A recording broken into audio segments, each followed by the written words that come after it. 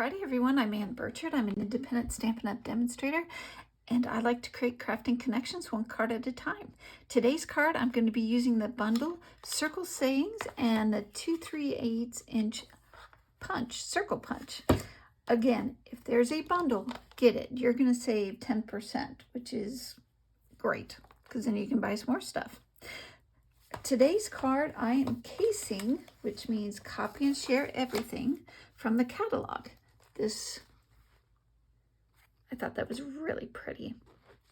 If you need a catalog, let me know. If you join my team, I will get it spiral bound for you.